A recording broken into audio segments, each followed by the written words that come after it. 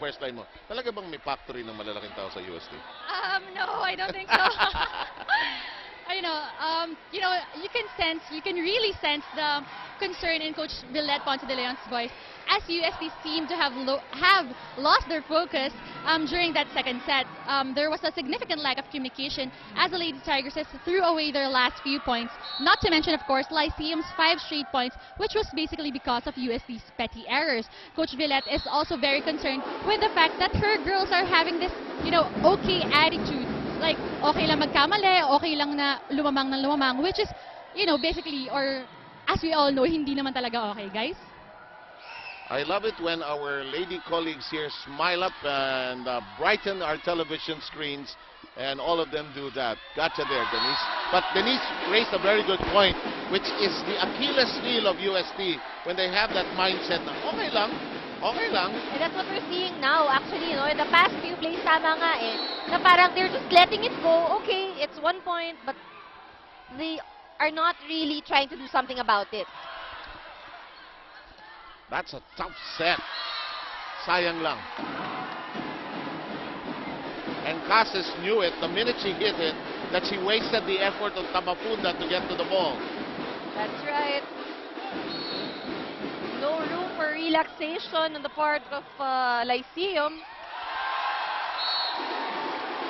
UST now has their game face on, and it looks like they will make sure na they will tie their score to Lyceum. 4 straight points by the Lady Tigers who are on the prowl. De La Peña doing a good job of lifting that. We go with Cruz. Bit of a hole, covered amply. Passes, uncorks, jam!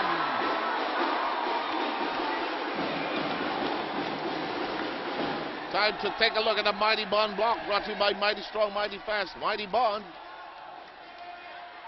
Saradong sarado. I was about to say, I think as early as the second set, one of the joys of this game is doing a block. There is no feeling like it in sports, I tell you. Actually, sa blocking ang importante is that you know how to read. You know how to time. Hindi yan sa taas ng talon At saka, what's even more joyful than that is if the spiker you block wants to do it again and you block him again. Oh, yes. Casas got to it with a reach, setting this up. Got it! She got it!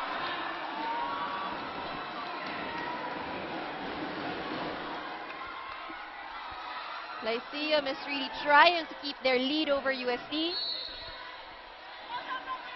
Pagcor, of course, proud partner of the Pagcor Sports, proud partner of the Shakey's Feeling. And this is one thing that gives Emil Lontoc a bit more gray hair than usual.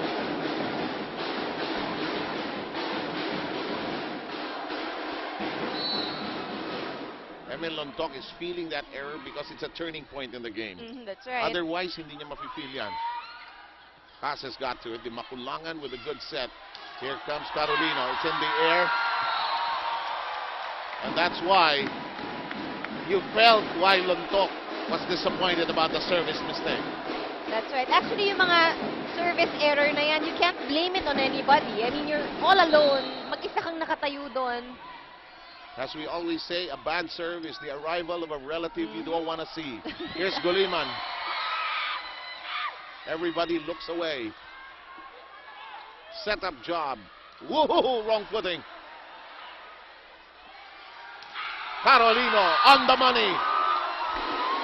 That one falls right into the line.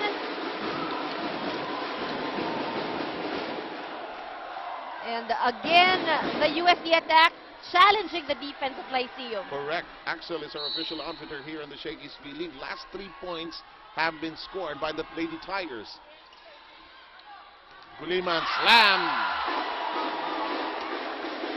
And the errors are coming in. It just keeps on coming for Lyceum. Nag-umpisa dun sa service error, ano? I agree. The score at that point was 10-9. Lyceum was ahead. That's on the money!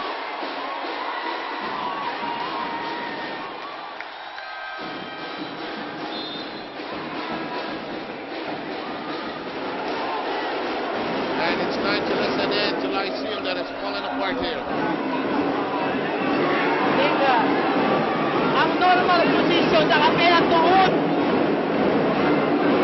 Ano? Lagi ka na nakatingin, sa kanya ka hindi ka makagalaw eh. Pagbaba mo, send mo lang tuhod para makagalaw ka naman. Ang haba-haba mo, oh. Walang blocker, ang layo, gusto paluin mo. So, ng bola, tinas ka ng kalayo. Binibigyan ka ng chance.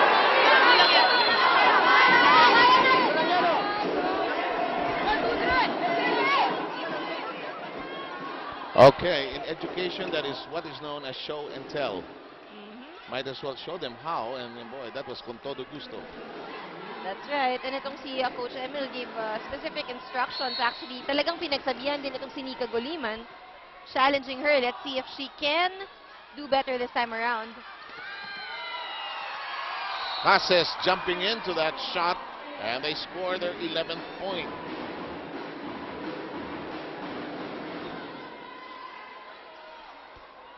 (13-11) is the count here. Just when you thought Lyceum was going to roll over and die, they're still playing here in the third set. They roared back in the second, actually. Down most of the way, but they roared back. Oh, boy. Excellent play by UST.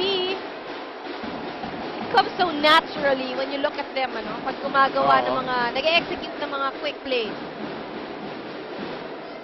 Actually, when they're in trouble, when they go to their quicks, it bails them out. That's right, because it's very effective. Oh, when Balsa is in that middle spot,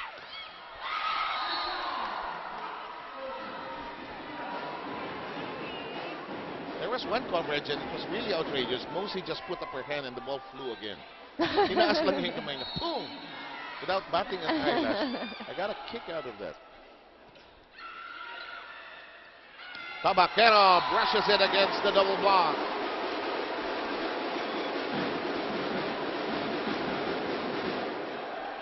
Now here's the turning point of this match, of at least this third set. In the second set earlier, UST was in control, but then they lost steam actually. They were ahead 18-13, and then, oh boy, Lyceum just roared back. Let's see if UST can close out here. Tabaquero looked and found an open spot. Tabaquero just smart in looking for the open areas over the side of Lyceum. Hindi naman kalakasan, hinanap lang talaga niya yung butas. And I was kidding Angeli when she was doing her stretches. Enjoy this game and those stretches. When you're 35, you doubt yourself. Back in